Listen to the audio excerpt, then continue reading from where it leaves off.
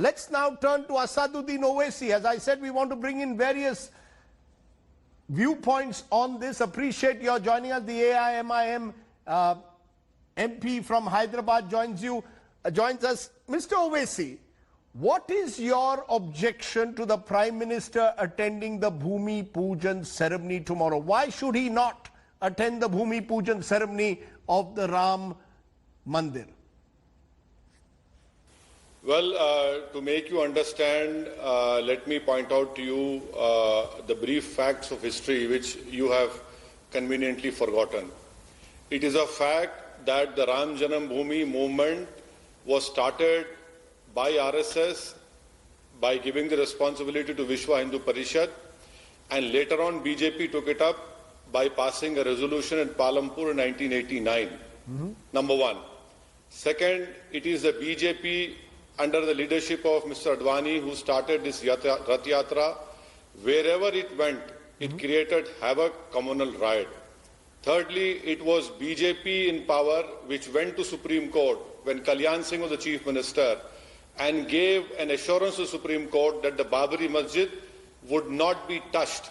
Had the Supreme Court not given permission, the Babri Masjid would have been still there. Fourth, it is the demolition of the masjid which took place on 6 December 1992, wherein the whole world knows it was Mr. Advani, Murli Manohar Joshi, Uma Bharati, with Kalyan Singh and all the other leaders. And Mr. Modi was also part of Mr. Advani's Rath Yatra. Now, when BJP has started this movement and BJP leaders are facing criminal charges of demolition of Babri Masjid, how fit is it for a ruling party in power to preside over the foundation laying stone of a Ram temple?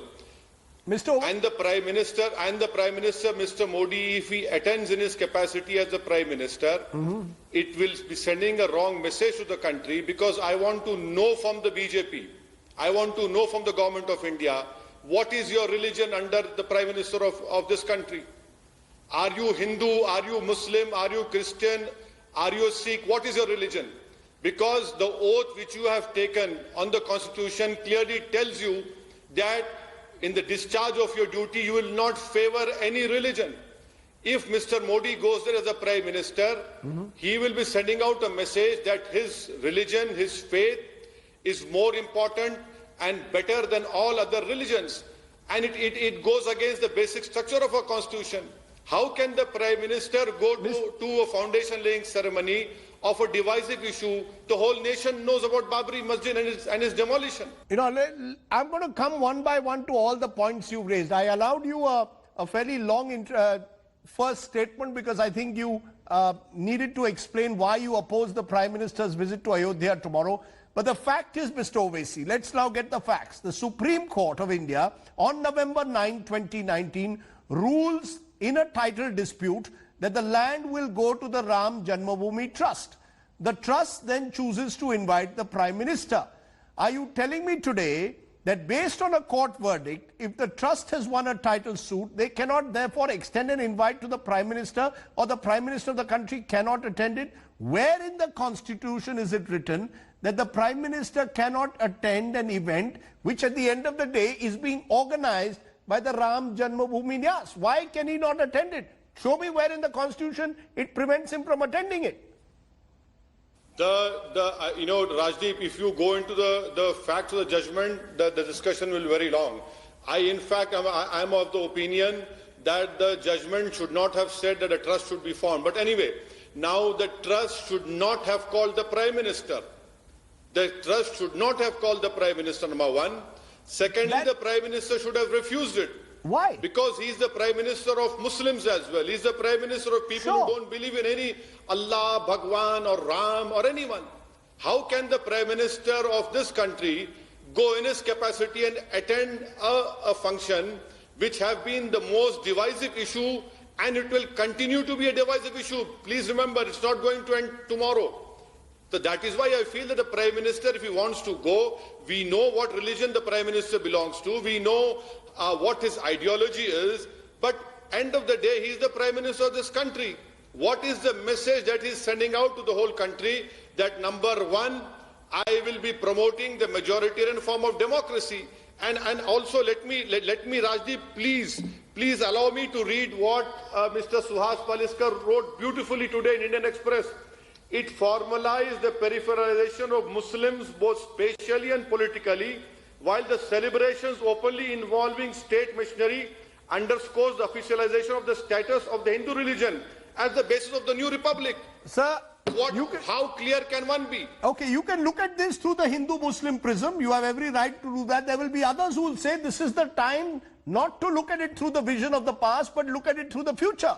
Tomorrow, if the Sunni Waqf Board builds a mosque as in Ayodhya, the Prime Minister could be invited for that. He could attend that. Perhaps this is a time to perhaps finally find a new Hindu-Muslim compact. Is that not possible? Is it not time to look to the future rather than live by the antagonisms of the past, the bitterness and the divides of the past, Mr. Owaisi?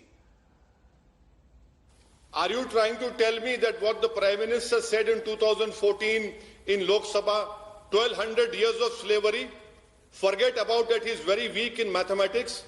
The Muslim rule was only for 450 years. He talked about 1200 years of slavery, so who should move on? Are you trying to tell me that the killings of Mahatma Gandhi should be forgotten? Let us move on. Are you trying to tell me that the butchering and genocide of Sikhs in 84 should be forgotten and moved on? Are you trying to tell me that 6 December 1992 should be forgotten and moved on? Rajdeep, what do you want from me as a community, as Indian Muslim? I'll tell you what I want. Where do you want me to move on? Forget about 2002 Gujarat? No, sir. I am not talking about moving on. I am talking about looking ahead. I want to see, you saying, what do I want to see? I want to see, Mr. Owaisi, an India where religion and politics are not mixed, either by Prime Minister Modi or by Asaduddin Owaisi. Is that possible? I want to see an India that focuses on the real issues of this country, the bread and butter issues, the issues of the economy, the issues of jobs, not on religion and politics. That's the India I want to see, Mr. Owaisi. Is that possible? Well, you should not ask this question to me because I am not responsible for the demolition of Babri Masjid. I am not responsible for the communal riots which took place in the streets of Mumbai. Do you want validation of Asaduddin Owaisi for this, for tomorrow? What else do you want from me?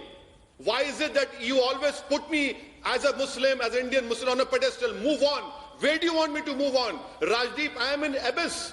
Where do you want me to move on? Please tell me. I cannot move on further. You, people like you, people who aspire to this Hindutva ideology, where do I move on? You have suffocated me. No, 1 minute, 1 minute. You listen 1 to minute me. for God's please. sake. No. Mr. Owaisi, I am not espousing any Hindutva ideology. I am a journalist asking questions. I am looking instead to find out what are the ways for a new Hindu-Muslim compact. And in that context, I am in a way appealing to both Mr. Modi ji and Owaisi ji, not so much to move on, but to find a way forward. Rajdeep, please tell me what happened to all those secular parties? Hindu, Muslim or communal amity can only happen if the constitution is followed in principle and implemented in toto. Simple. Forget about all these flowery statements by Rajdeep Sardesai. What happens on the ground is important. Where are these secular parties now? Why are they quiet now? From 2014 onwards, in the name of love jihad, in the name of cow protection, in the name of Citizenship Amendment Act, what do you want? Who's raising a voice? Lawyers, journalists, everyone has been put in prison. All the voices have been scuttled. People have been put in prison for only dissenting. And you tell me, move on. Where do I move on? Is there a space to move on, Rajdeep? Please tell me. There is no space to move on apart from fighting in a constitutional way, in a democratic way against this government, which is hell-bent on weakening the constitutional structure of this country. So long as any government does not subscribe and upholds the constitution's basic structure, where will communal amity happen? No, 1 if minute. Justice is not being done, what can happen? You are telling me that the Prime Minister visiting Ayodhya in a way is against the basic structure of the constitution, against secular values. Now, as I said at the start, he has been invited by the Ram Janmabhoomi Nyas. Tomorrow, if he is invited by the Sunni Waqf Board, should he not go there? Will you object to that? Are you saying that a secular nation, politicians should show no preference than Hindu or Muslim? Is that, I want to know, will you object tomorrow if the Prime Minister is invited to a mosque inauguration and goes for it? Rajdeep, what a joke you're cracking. You know, I must really thank you for your sarcasm. Rajdeep, you covered Gujarat communal riots. More than 1,000 masjids, dargahs were demolished completely. Were demolished completely when Mr. Modi was the Chief Minister. To answer to your question, no, Mr. Narendra Modi or even Asaduddin Owaisi or any government in power should not have anything to do with any religious rituals. Public money should not be used for any religion. To hell with iftar parties. I don't care about iftar parties. Your second question to iftar party. Rajiv, do you think that a Muslim fasts for 18 hours just for this damn iftar party? No. The government should be above all religions. The government should celebrate all religions. The government should also celebrate who don't believe in any God. Very fine words. Government should not spend public money on religious festivals. I'll remind you of this next time if there's an iftar party, maybe possibly, of course, the usual Hajj debate. I will remind you of all this, Mr. Owaisi. I also hope you know that whether you are in Saudi Arabia or Pakistan or Iran, these are also countries which have completely blurred the line between the state and religion. I hope, Mr. Owaisi, you will speak out on that also. Why should I speak out against them? Am I a Saudi citizen? Am I an Iranian citizen? And what makes you ask this question? I take strong exception to Mr. Rajiv Sardesai asking me a question about a Muslim country. Do you assume that I owe allegiance to Saudi Arabia or Iran? Mr. Owaisi, you're completely wrong. No, Mr. Owaisi, don't. You're completely wrong. I am only saying that we must. You're completely wrong. Mr. Owaisi, I am saying that since you have defined secularism as staying away from all forms of religion, I am just saying only this. Let us be clear that all countries that mix religion and politics therefore must be questioned. We cannot only be selective in the way we approach the issue of secularism. No, Rajdeep, no, Rajdeep, no, Rajdeep, I will not allow you, no. I will not allow you to run away because it is because of so-called liberal people like you who view Asaduddin Owaisi to the prism of Saudi and Iran. I to hell with your thinking. You are a proud what Indian have I got citizen. to do with this country? My country is India and it will always be my country, India. It is a constitution which guarantees me and you as an equal citizen. Would you ask this question to a Hindu about Nepal? No, 1 minute. Would you ask this question to any Hindu? No, you wouldn't do it. No. Because I am a Muslim. You have this, you ask me this question for what? No. I will not answer this question. I have nothing to do with Saudi Arabia. I asked you this question in the context of what I see at times as selective adherence to secular values. I am only asking you, for example, I respect the fact you are a proud Indian citizen. I have no doubt about that, Mr. Owaisi. But the fact is, Asaduddin Owaisi, you have a party called All India Majlis-e-Ittihadul Muslimin, roughly translated as the All India Council for Unity of Muslims. And you are telling me on the show that you believe true secularism is in separating the state and religious activities. So I am saying, let's all walk the talk. Definitely the state should keep out. The state should even celebrate all religions. The state should even celebrate people who don't believe in God, who are atheists. The state has no religion at all. That is what secularism of this country demands. That is why our forefathers fought against the Britishers for 200 years. For what? For this secularism to be implemented. Not the secularism, the so-called secularism which Rajiv Sardesai believes or which Mr. Narendra Modi wants to destroy. No. Let's be very clear. My definition of secularism would be possibly Sarva Dharma Samabhav, keeping all religions equal and possibly equidistant. In fact, keeping religion, if it can be, out of public life. That's my definition. I want to know, does Asaduddin Owaisi also agree with that? In that sense, Sarva Dharma Samabhav, keep religion out of politics? You see, Rajdeep, let me not go into semantics. The state has no religion. The Prime Minister and his government has no religion. At the same time, the Prime Minister can follow his religion, but his government has no religion. The government should not get involved in promoting a religion. the government should not use public revenues for religious rituals of Islam, of Hinduism, of Christianity, Sikhism, Buddhism. That is what I understand about secularism.